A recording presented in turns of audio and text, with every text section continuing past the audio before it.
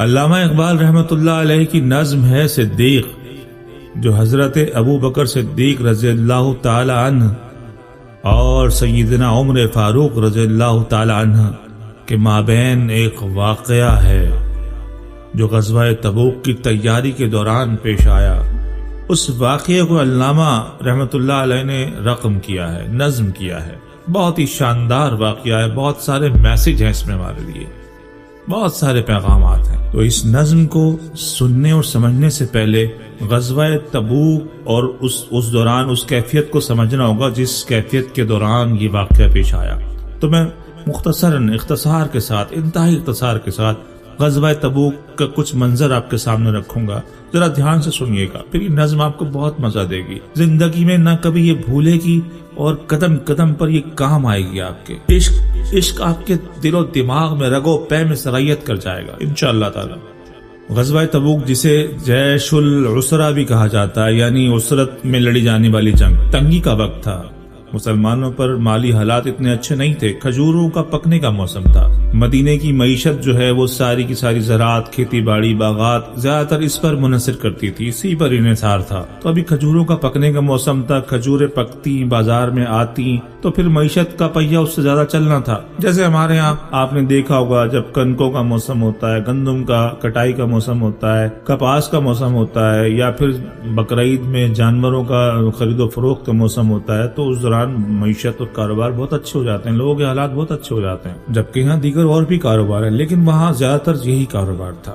تو اب کھجوروں کے پکنے کا موسم میں پورے سال ان کھجوروں کا انتظار کیا جا رہا تھا، اور اب یہ کچھ دنوں بعد یہ پک کر اترنے والی تھی اور ان کو بازار میں لا کر فروخت کیا جانا تھا، تاجروں کی کام بھی چلنا تھا، باغ کے مالکان کے پاس بھی پیسے آنے تھے، یہ ایک سارا نظام اب چلنا تھا۔ اسی دوران جہاد کا حکم آ گیا، غزوہ تبوک کا حکم آ گیا۔ وہ بہت بڑا لشکر لے کر آ رہا تھا۔ حضور آقائے دو عالم سرور کونین ملجا و ماوا صلی اللہ علیہ وآلہ وسلم نے فیصلہ فرمایا کہ باہر جا کر اس کو وہیں جا کر روک۔ قرآن مجید کا حکم آ گیا، انفروا خفافا وثقالا وجاہدوا باموالکم وانفسکم فی سبیل اللہ، نکلو ہلکے ہو یا بھاری، خفافا وثقالا ہلکے ہو یا بھاری، وجاہدوا لڑو، باموالکم مال کے ساتھ، وانفسکم اپنی جان کے ساتھ، فی سبیل اللہ اللہ کی راہ میں، اپنی جانوں کے ساتھ، اپنے مال کے ساتھ نکلو۔ تو یہ ایک پس منظر تھا۔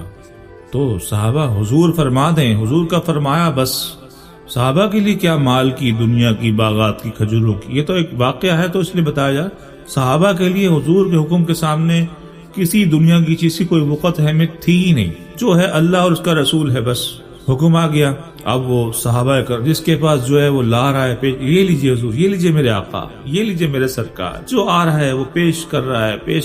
کچھ کی حیثیت بہت اچھی تھی، حضرت عثمان غنی ذو النورین رضی اللہ تعالی عنہ صاحب ثروت اصحاب میں آپ کا شمار ہے، تو حضور کی خدمت میں 100 اونٹ پیش فرمائے، خالی صرف اونٹ نہیں، بمائے ساز و سامان 100 اونٹ پیش فرمائے، آرم فل، آرم لیس نہیں، آرم فل، کجاوا، اس پر سفر کرنے والے کی کو جو بھی جس بھی چیز کی ضرورت ہے وہ سب کے ساتھ حاضر فرمایا۔ حضور عثمان کی طرف سے 100 اونٹ قبول فرمائیے میرے آقا صلی اللہ علیہ وسلم۔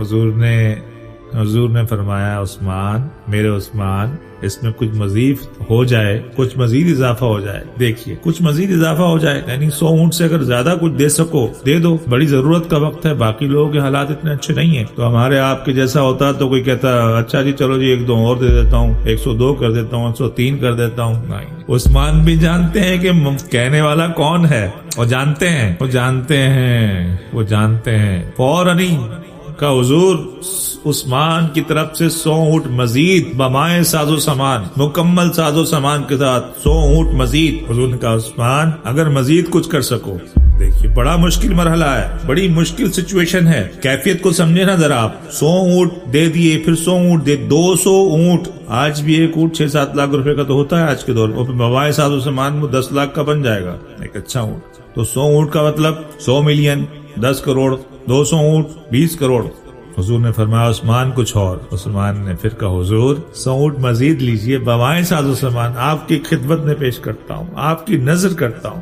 حضور بہت خوش ہوئے، میرے آقا بہت خوش ہوئے۔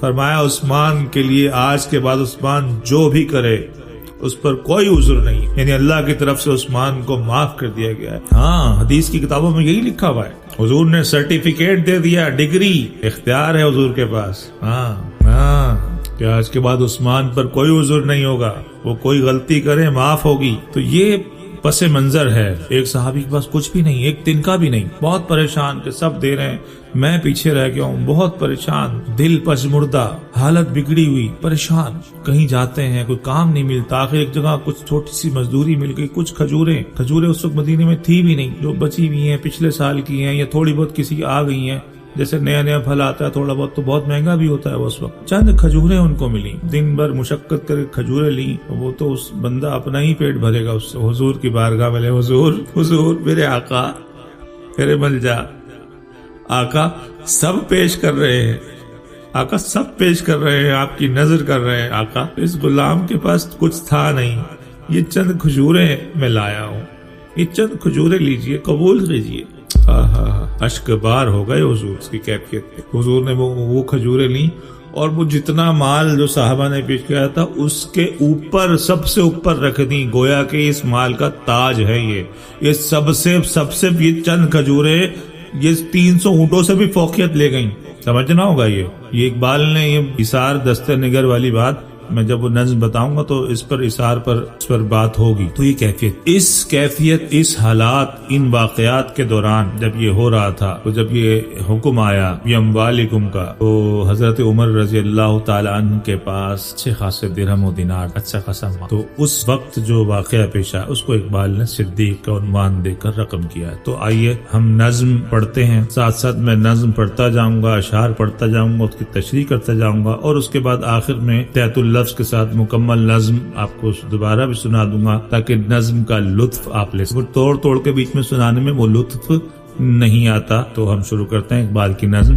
صدیق۔ ایک دن رسول پاک نے اصحاب سے کہا، دیں مال راہ حق میں جو ہوں تم میں مالدار۔ حضور نے اپنے اصحاب سے کہا جو تم میں صاحب حیثیت ہیں، مالدار ہیں، مال دیں اللہ کی راہ میں، حکم آ گیا اللہ کا، راہ حق اللہ کی راہ۔ ارشاد سن کے فرتے طرب سے عمر اٹھے، اس روز ان کے پاس تھے درہم کئی ہزار۔ جب یہ ارشاد سنا، فرتے طرب کہتے ہیں جنگ، مقابلہ، کمپٹیشن، فرتے طرب یعنی کمپٹیشن کی کیفیت میں حضرت عمر اٹھے، ان کے پاس اس وقت اچھے خاصے کئی ہزار درہم تھے، بڑی رقم۔ دل میں یہ کہہ رہے تھے کہ صدیق سے ضرور بڑھ کر رکھے گا آج قدم میرا راہوار۔ خیال آیا کہ آج میں صدیق سے بازی لے جاؤں، سبقت آج ملے جا، آج قدم میرا راہوار کہتے ہیں ایسی رفتار کو جو بلا کسی رکاوٹ کے، بلا کسی تعطل کے اور ایک یکساں کیفیت کے، بس تیزی ہوا کی طرح سے جو چلتا چلا جائے گھوڑا۔ ہاں، مقابلہ، آپ اس کو کہیں غلط مطلب کوئی یہ سمجھے، کسی کے دل میں خیال آ رہا ہو کہ صحابہ میں کیسا مقابلہ ہے، کیسی رقابت، نہیں، وہ صحابہ ہیں،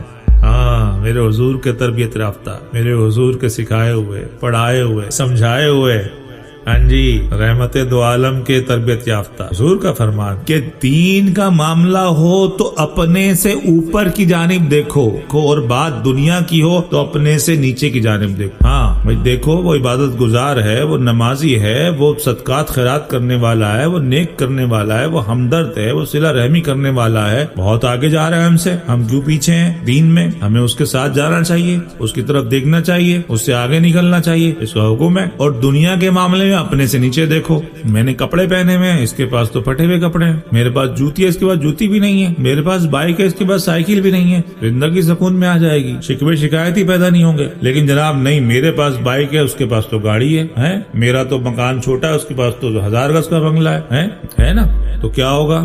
غلط راستے پہ چلے جاؤ گے، دماغی الجھن کا شکار ہو جاؤ گے، برباد ہو جاؤ گے، خود بھی ہو جاؤ گے، دوسروں کو بھی کرو۔ تو دنیا کے معاملے میں اپنے سے نیچے دیکھو اور دین کے معاملے میں اپنے سے اوپر دیکھو، تو یہ وہی کیفیت ہے۔ ارشاد سن کے فرتے طرب سے عمر اٹھے، اس روز ان کے پاس تھے درہم کئی ہزار، دل میں یہ کہہ رہے تھے کہ صدیق سے ضرور بڑھ کر رکھے گا آج قدم میرا راہوار۔ لائے غرض کے مال رسول امی کے پاس، ایثار کی ہے دستے نگر ابتدائے کار۔ الغرض یہ کہ وہ رسول امی، یعنی کہ اب جس کو مال دے رہے ہیں، یہ امین ہیں، صادق اور امین ہیں. یہاں جو بھی مال دیا جائے گا، جس مصرف دیا جائے گا، عین وہیں خرچ ہوگا. ایثار کی ہے دست نگر ابتدائے کار. یہاں یہ جو مصرع ہے نا، میں اس پر اگر بات کرنا شروع کروں تو شاید پوری رات گزر جائے. اقبال کا یہ مصرع، ایثار کی ہے دست نگر ابتدائے کار. ایثار کی پوری ڈیفینیشن اقبال نے، پوری تعریف، پورا ترجمہ،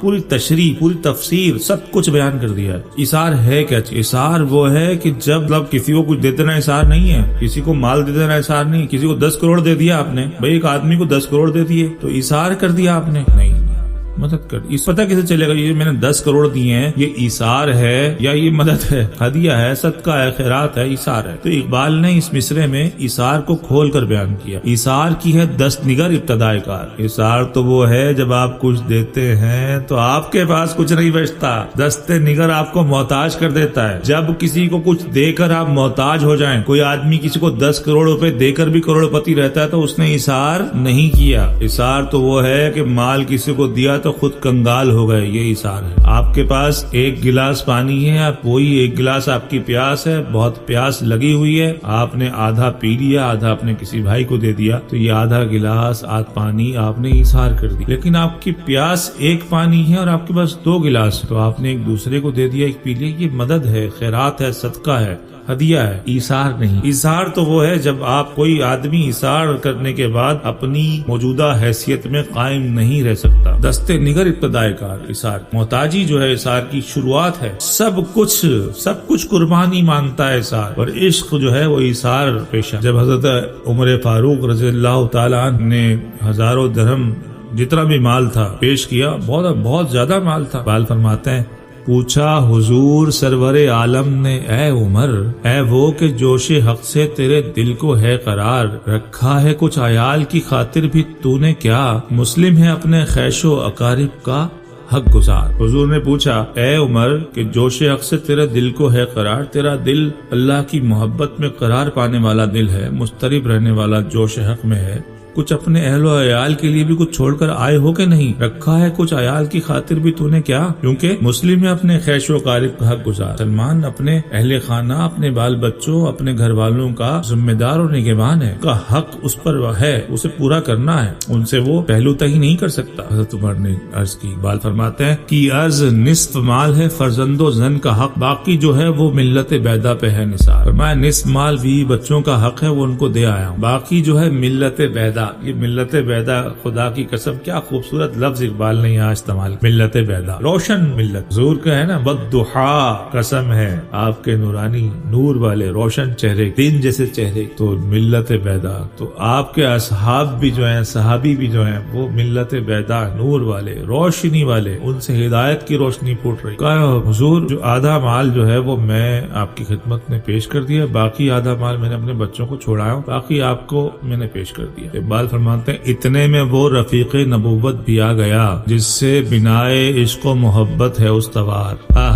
اتنے میں وہ رفیق نبوت بھی آ گیا جس سے بنائے عشق محبت ہے استوار. وہ نبی کریم کے رفیق، دوست، اعلان نبوت کی ابتدا سے، اس سے بھی پہلے سے حضور کے دوست، حضور کے رفیق، ہر قدم پہ حضور کے ساتھ، بنا بنیاد، تو محبت کی بنیاد جن سے قائم ہوئی ہے، وہ رفیق نبوت بھی آئے، یعنی سیدنا ابوبکر صدیق تشریف لے آئے. ہائے ہائے، اب ذرا کیفیت سمجھ. حضرت عمر وہاں موجود ہیں، کئی اپنا بہت سارا مال کثیر تعداد میں حضور کو پیش کر چکے ہیں، اور دل میں یہ ہے کہ آج ابوبکر صدیق سے بازی لے جاؤں گا. لے آیا اپنے ساتھ وہ مرد وفا سرشت، ہر چیز جس سے چشمے جہاں میں ہو اعتبار. بال فرماتے ہیں وہ مرد وفا سرشت، وفا کا پیکر، کوگر وفا، عشق رسول میں ڈھلا ہوا ابوبکر صدیق رضی اللہ تعالیٰ عنہ، وہ تو ہر وہ چیز لیا ہے جس سے چشمے جہاں میں اعتبار قائم. چشمے جہاں آنکھ سے نظر آنے والی دنیا، روحانی دنیا الگ ہے، مادی دنیا الگ. اقبال نے یہاں اس کی وضاحت بھی کر دی. چشمے جہاں میں جو چیز اہمیت رکھتی ہے، یعنی کہ یہ مال وال جو دنیا کی ضرورت کی چیزیں ہیں، یہ چشمے جہاں میں ان کی کوئی اہمیت ہو سکتی ہے. اللہ رسول کے ہاں آخرت میں، روحانی دنیا میں اس کی کوئی وقت نہیں. چشمے جہاں میں جو چیز اعتبار رکھتی ہے، وہ کوئی چیز ایسی بچی نہیں جو ابوبکر صدیق وہاں لے کر نہ آئے ہوں. آگے کچھ تفصیل ان چیزوں کی بیان کرتے ہیں. ملک یمین و درہم و دینار و رخت و جنس، اس پہ قمر سمو شتر و قاطر و حمار، یعنی کہ جو آپ کی ملک میں غلام ہے، کنیز ہے، درہم و دینار ہے، کوئی کسی بھی جنس میں کوئی نقدی ہے، زاد راہ ہے، وہ سب جو ہے وہ لے آئے ہیں. آپ کا گھوڑا بھی ہے، وہ شتر اونٹ بھی ہے، خچر بھی ہے، ہمار گدھا بھی ہے، یعنی وہ ساری جو ٹرانسپورٹیشن کی جو ایک عام ضرورت گھر میں جو چیزیں تھی جس سے نقل و حمل جو ہوتی ہے اس کا بھی سامان، وہ سب کچھ، وہ کچھ نہیں چھوڑا. تو سامان دیکھ کر پتہ لگ رہا ہے. اب کوئی بندہ سامان لے کر آ رہا ہے، اس میں اگر گھر کی چنگیری بھی ہے، چپل بھی ہے، سب چیزیں لے آئے تو صاف دیکھنے والے کو پتہ لگ جاتا ہے کہ یہ سب کچھ ہی لے آئے ہیں. تو میرے حضور تو ویسے ہی جانتے تھے. ہائے ہائے ہائے ہائے ہائے، آج حضور نے حکم کیا اور صدیق پیچھے رہ جائے. اب ایک واقعہ اور ابو بکر صدیق کا آ رہا ہے، لیکن پھر بات بہت لمبی ہو جائے گی اور پھر کسی اور موقع پر. میرے حضور نے حکم دیا اور صدیق، اللہ اللہ اللہ، سوچ بھی نہیں سکتے. حضور نے فرمایا، اقبال کے اندر بولے حضور چاہیے فکر عیال بھی. اے ابو بکر صدیق، اہل و عیال کے لیے بھی مطلب فکر وہ ضروری ہے. کچھ چھوڑ کر آئے ہو کہ نہیں؟ جانتے تو تھے، لیکن کچھ درس جو ہے حضرت عمر فاروق کو بھی دینا تھا. کہنے لگا وہ عشق و محبت کا رازدار، حضور کے رفیق یار غار حضرت بکر صدیق، عشق و محبت کا رازدار. کہ اب اس پر بات چلے گی تو بہت لمبی چلی جائے گی. عشق و محبت کا رازدار کیوں کہا؟ حضرت ابو بکر صدیق رضی اللہ تعالیٰ عنہ نے فرمایا بقول حضرت اقبال، اے تجھ سے دیدائے مہو انجم فروغ گیر، اے تیری ذات باعث تکوین روزگار. یا رسول اللہ، چاند اور ستارے آپ سے روشنی پاتے، آپ کی روشنی سے، آپ کے نور سے منور ہیں یہ چاند اور ستارے. اے تیری ذات باعث تکوین روزگار. یا رسول اللہ، آپ کی وہ ذات گرامی ہے جن کی وجہ سے اللہ کریم نے کائنات بنائی، باعث تکوین روزگار. تو سارا مال تو آپ ہیں، کل متاع تو آپ ہیں، سب سے قیمتی شے تو آپ سے زیادہ قیمتی شے کیا ہو سکتی ہے؟ یہ تو چشم جہاں میں نظر آنے والی قیمتی چیزیں ہیں. صدیق ہیں، ان کی کوئی وقت ہو ہی نہیں سکتی آپ کے سامنے. اور پھر جو آخری شعر میں اقبال نے پورا معافی ضمیر بیان کیا ہے، سبحان اللہ سبحان اللہ. کہتے ہیں پروانے کو چراغ ہے، بلبل کو پھول بس. یا دو استعارے استعمال کیے ہیں، پروانہ اور چراغ، بلبل اور پھول. دو الگ کیفیات ایک جگہ، دونوں کیفیات ابو بکر صدیق میں موجود ہیں. لیکن پروانے کی اور چراغ کی نسبت ہے جان نثاری کی. پروانہ موت ڈھونڈتا ہوا چراغ تک جاتا ہے اور نثار ہو جاتا ہے. یہ استعارہ جان نثار کرنے والا ہے. لیکن جو بلبل اور پھول کا استعارہ، اس کا مطلب ہے خوراک، معیشت. بلبل اور پھول کا تعلق روزگار سے ہے، روٹی روزی سے ہے. بلبل جو پھول سے جڑتا ہے وہ اپنے کھانے پینے کے باغ سے جڑا رہتا ہے، اور پروانہ جو ہے وہ جان نچھاور کرنے کے. تو صدیق کے ہاں دونوں کیفیت موجود ہے. صدیق کا جو مال متاع ہے وہ بھی حضور ہے، صدیق کی معیشت بھی حضور ہے، صدیق کا سب کچھ حضور ہے، اور صدیق کی جان بھی حضور کے لیے. اقبال فرماتے ہیں پروانے کو چراغ ہے، ہائے ہائے ہائے، پروانے کو چراغ ہے، بلبل کو پھول بس، صدیق کے لیے ہے خدا کا رسول بس. ہاں صدیق کے لیے ہے خدا کا رسول بس. یا رسول اللہ، میرے لیے تو آپ ہی کل کائنات، آپ ہی سب سے بڑھ کر ہیں. آپ کے ہوتے ہوئے میرے اس کو اہمیت دوں گا. میرے اہل و عیال کے لیے بھی آپ کا ہونا، آپ کی رفاقت، یہ سب سے بڑھ کر ہے. تو اب سمجھ میں آیا ہوگا آپ کے پس منظر کہ کیا کیفیات تھی، کن حالات میں حضرت ابو بکر صدیق رضی اللہ تعالیٰ عنہ نے اپنا سارا مال پیش کر دیا اللہ کی راہ میں، حضور کی بارگاہ میں. بتانے کا مقصد یہ ہے کہ یہ جو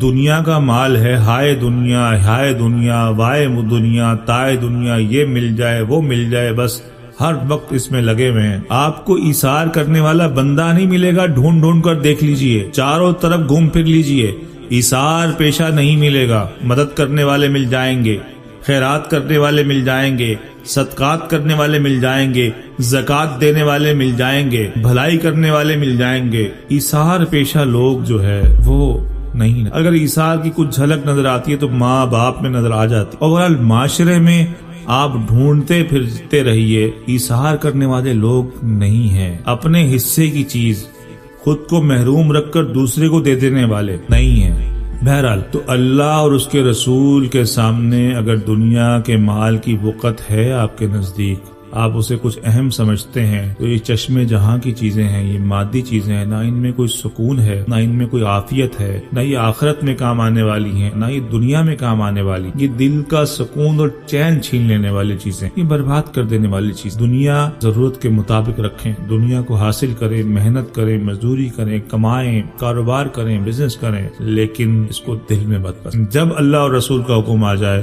اپنا مال یوں پیش کریں، اپنے ہاتھ سے خرچ کریں، اپنے رشتہ داروں میں، ضرورت مندوں میں، جہاں جہاں آپ دیکھتے ہیں کھلے ہاتھ سے خرچ کریں۔ اللہ مجھے بھی اور آپ کو بھی ایثار کرنے والا بنا، کاش اس لیول پر لے آئے۔ ایک دن رسول پاک نے اصحاب سے کہا، دیں مال راہ حق میں جو ہوں تم میں مالدار۔ ارشاد سن کے فرتے طرب سے عمر اٹھے، اس روز ان کے پاس تھے درہم کئی ہزار۔ دل میں یہ کہہ رہے تھے کہ صدیق سے ضرور بڑھ کر رکھے گا آج قدم میرا راہوار۔ لائے غرض کے مال رسول امی کے پاس، ایثار کی ہے دستے نگر ابتدائے کار۔ پوچھا حضور سرور عالم نے، اے عمر اے وہ کہ جوش حق سے تیرے دل کو ہے قرار، رکھا ہے کچھ عیال کی خاطر بھی تو نے کیا، مسلم ہے اپنے خیش و اقارب کا حق گزار۔ کی عرض نصف مال ہے فرزند و زن کا حق، باقی جو ہے وہ ملت بیدا پہ ہے نثار۔ اتنے میں وہ رفیق نبوت بھی آ گیا، جس سے بنائے عشق و محبت ہے استوار۔ لے آیا اپنے ساتھ وہ مرد وفا سرشت، ہر چیز جس سے چشمے جہاں میں ہو اعتبار۔ مل کے یمین و درہم و دینار و رخت و جنس، اس پہ قمر سمو شتر و قاطر و حمار۔ بولے حضور چاہیے فکر عیال بھی، کہنے لگا وہ عشق و محبت کا راز تار۔ اے تجھ سے دیدائے مہو انجم فروغ گیر، اے تیری ذات باعث تکوین روزگار۔ پروانے کو چراغ ہے بلبل کو پھول بس، صدیق کے لیے ہے خدا کا رسول بس۔ السلام علیکم ورحمۃ اللہ وبرکاتہ۔